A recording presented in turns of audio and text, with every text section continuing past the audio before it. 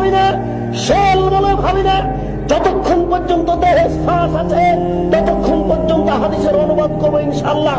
এই দেশের মাটিতে যদি হিন্দু কথা বলতে পারে, এই দেশের মাটিতে যদি ইহুদি কথা বলতে পারে, এই দেশের মাটিতে যদি খ্রিস্টান কথা বলতে পারে, আমি আপনার এই দেশের মাটিতে হাদিসের অনুবাদ করতে পারি। আমি এই দেশের মাটিতে হাদিসের অনুবাদ করতে পারি। দেশবাসী জেনে রাখো, দেশ শ্বাস থাকাকালীন অনুবাদ করবই করবো। দেশ দেহে শ্বাস থাকাকালীন অনুবাদ করবই করব। নবী বলেছেন, আমি ছাড়বে না কোন ছবি মূর্তি, সবকে ভেঙে খান খান করে দাও। তুমি ছাড়বে না কোন উঁচু কবর, তুমি সবকে ভেঙে সমান করে দাও।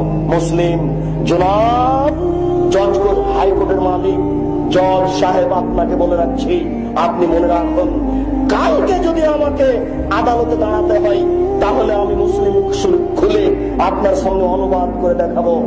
আপনার কোনো পথ থাকবে না, আপনাকে লিখতে হবে আদেশ দাতার ফাঁসি ঘোষণা করা হলো আর অনুবাদকের আজীবন জেল ঘোষণা করা হলো। আমি 1 নম্বর আসামি নই।